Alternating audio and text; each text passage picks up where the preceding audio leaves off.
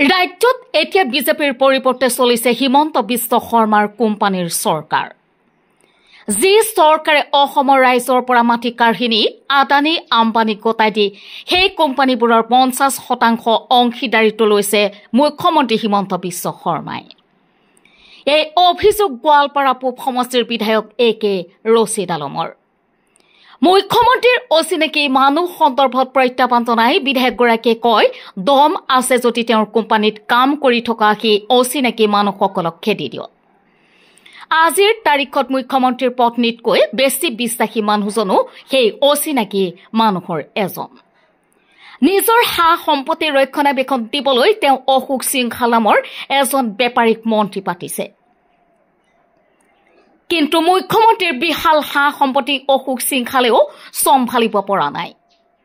সেয়েহে তেওঁ এতিয়া চিন্তিত হৈ পাগলৰ দৰে হৈ পৰিছে।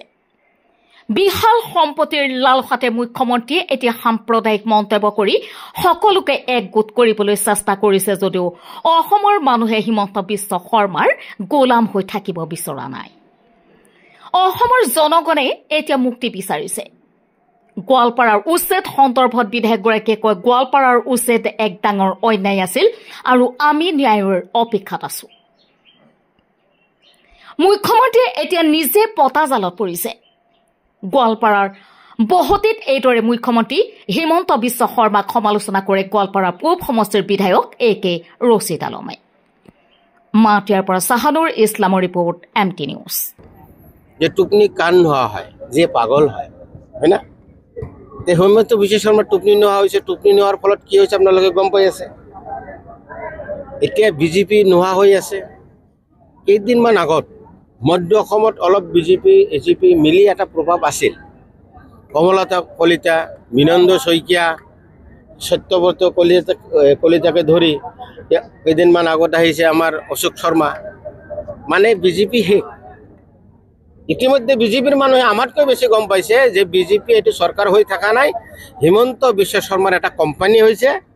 এই কোম্পানীয়ে বাহিৰৰ আদানী আম্বানীক আনে, মাটি দিয়ে, ইণ্ডাষ্ট্ৰি দিয়ে আৰু তাৰ পৰা 50% শ্বেয়াৰ লয়। গোটেই অসমখন নিজৰ হাতৰ কৰি গোটেই ৰাইজক এতিয়া গোলাম কৰিব বিচাৰি আছে। গোলামৰ পৰা মুক্ত হ'বলৈ বিজেপিয়ে এতিয়া উঠি পৰি লাগিছে, AGPয়ে উঠি পৰি লাগিছে আমি গোলাম নহওঁ, গোলামৰ পৰা আমি উদ্ধাৰ পাব লাগে। এতিয়া আপোনালোকে কওক। মুখ্যমন্ত্ৰী মানে ভাৰে ভাৰে অচিনাকি মানুহ বুলি কৈ আছে। অচিনাকি মানুহ আসলে কাক বুজাব? পাগলৈ কি নকয়, মই কি কৈ আছো, যাৰ টোপনি নহয় পাগল হয়। এই যে সম্পত্তিবিলাক গঢ়ি উঠিছে, এই সম্পত্তি ক'ত লগাব, কি কৰিব, বেলেগ চৰকাৰ আহিলে তেওঁক ধৰিব, এই টেনশ্যনত এই প্ৰভাৱবিলাক ক'ত এডজাষ্ট কৰিব পাৰিব জানো? তেওঁৰ ব্ৰেইনত নাখাটে নহয়। এজন ৰাখি থৈছে এক বেপাৰী মন্ত্ৰী অশোক সিংঘালে, তেওঁক দিছিল দায়িত্ব যে মোৰ সম্পত্তি ক'ত কি বাহিৰত টাহিৰত ক'ত এডজাষ্ট কৰিব লাগে কৰ। তেওঁ পৰা নাই নহয়। এতিয়া ইমান সম্পত্তি কেনেকৈ ক'ত কৰি লুকাব পৰা নাই, এডজাষ্ট কৰিব পৰা নাই।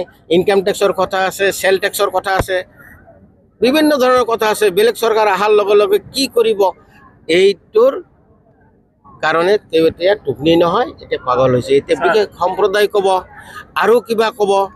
এতিয়া মাদানী চাহাবৰ কথা কৈ আছে, ভয় দেখাব খুজি আছে, অসমৰ মানুহক ভয় দেখাই একত্ৰিত হ'ব খুজি আছে, তেওঁক মুখ্যমন্ত্ৰী পাতিব লাগে। এইবিলাক ৰাজনৈতিক এই যে বিশেষ কি কয় কি কৈছে বিশেষ সম্প্ৰদায়, অচিনাকি সম্প্ৰদায়। মই আপোনালোকক অন কেমেৰাত ক'লোঁ, তেওঁ ডিৰেক্ট ইনডিৰেক্ট ফাৰ্ম ইণ্ডাষ্ট্ৰী যিবিলাক ব্যৱসায় অনুষ্ঠান আছে, আজিৰ ডেটত কমেও 30,000 অচিনাকি মানুহ বুলি যিসকলক কৈ আছে তেওঁলোক আছে। যদি কয় মিয়া আছে, তেওঁৰ এই ব্যৱসায়ত তেওঁ লগাই দিছে। সেইখিনি বাদ দিয়কচোন পাৰে যদি, সেইখিনি বাদ দিয়ক। যিমান অভাৰ ব্ৰিজ তেওঁ বনাই আছে, তেওঁৰ কোম্পানীয়ে কোন মানুহে কাম কৰি আছে। তেওঁৰ যিবিলাক ব্যৱসায় অনুষ্ঠান আছে, প্ৰতিষ্ঠান আছে, ফাৰ্ম আছে, ডিৰেক্ট ইনডিৰেক্ট, তাৰমানে কিছুমানৰ লগত পাৰ্টনাৰত আছে, কিছুমানক গোটেই ইনভেষ্ট কৰিছে, কিছুমান পাৰ্টলি ইনভেষ্ট কৰা আছে। সেইসকলৰ মানুহখিনি কোন সম্প্ৰদায়ৰ আছে? দম আছে যদি সেইখিনি বাদ দি দেখাওকচোন। আৰু কিবা আছে বিশেষ সম্প্ৰদায় বুলি ক'ব, মোক আৰু ওলাব, এতিয়া নহয়, লাহে লাহে। তেওঁক নিজৰ ঘৈণীয়েকতকৈ যদি বিশ্বাসী আছে, সেইজন তেওঁ যিটো অচিনাকি বুলি কৈ আছে, যি সম্প্ৰদায় বিশেষ সম্প্ৰদায় যিটো কৈ আছে, মিয়া যদি কৈ আছে, তেওঁৰ বিশেষে সেইজন মানুহ আছে। স্যাৰ ওলাই ওলাই লাহে লাহে ওলাম চব গোৱালপাৰা উচ্ছেদ সম্পৰ্কত ৰাজ্যপালে যিটো হেৰি কৰিছে, SP DSP আৰু নিশা কৰ্মচাৰীৰ ওপৰত আজি আৱদ্ধ ভৱনত তলব জাৰি কৰিছে। আমি আশা কৰিছোঁ আমি এটা ন্যায় পাম। চাওক, হাছিলা বিল বিল নহয়, য'ত উচ্ছেদ কৰিছে বিলত উচ্ছেদ কৰা নাই। ৰেভিনিউ ভিলেজত কৈছে, আৰু টিলাৰ ওপৰত পাহাৰৰ ওপৰত বিল হ'ব পাৰে নেকি, তাত উচ্ছেদ কৰিছে। পাইকানত ৰিজাৰ্ভ ফৰেষ্ট আছে, তেওঁ পাইকানত ৰিজাৰ্ভ ফৰেষ্টত উচ্ছেদ কৰা নাই নহয়। ক'ত কৰিছে? আছডবি ৰেভিনিউ ভিলেজত কৰিছে। পঞ্চায়তৰ ৱাৰ্ড আছে তাতে, 7 নম্বৰ, 8 নম্বৰ, 9 নম্বৰ, 10 নম্বৰ, 4টা ৱাৰ্ড আছে তাতে। এই 4টা ৱাৰ্ডত উচ্ছেদ কৰিছে।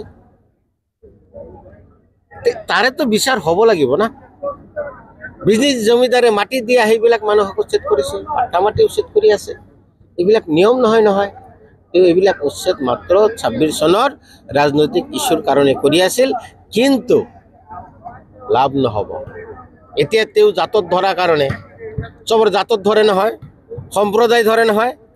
এতিয়া মই যোৱাকালি ফেচবুকত পালোঁ, এজন আহোম ল'ৰাই তেওঁৰ জাতত ধৰিছে, তেওঁৰ গুৰিত ধৰিছে। উত্তৰ দিয়ক এতিয়া তেওঁ, বুজি পালেনে? তেওঁ জাত পাত কৰি কৰি কৰি এতিয়া তেওঁৰ জাতত ধৰি দিছে। আহোমক যেতিয়া কিবা কিবি ব্লেম কৰিছে, তেওঁ নিজে কৈছে মই আহোম সন্তান। হা, আমাক দোষাৰোপ কৰি আছে। আহোম কোন কৈ দিছে, হা, ইংৰাজ কোন বুজাই দিছে, আৰু হিমন্ত বিশ্ব শৰ্মা কোন তাকো বুজাই দিছে। তেওঁ কিমান পাৰ্চেণ্টেজ আছে তাকো কৈ দিছে। তেওঁ ইয়াৰ উত্তৰ তেওঁ দিব লাগিব। এতিয়া জালত পৰিছে, সাপ যেতিয়া ফাঁচি জালত পৰে দেখে নহয়, মাছ মাৰিছে না, মাৰিছে। সাপ যেতিয়া এই জালত পৰে, প্ৰথম অৱস্থাতে পৰে নহয়, তেওঁ কয় কি জাল এইটো, ছিঙি ভাঙি ওলাই যাব। সি ইমান ডাঙৰ লম্বা, সামান্য সূতাত তোৰ গাত লাগিছে, পুৰা মেৰাই দিয়ে। মেৰাই দিয়াৰ পিছত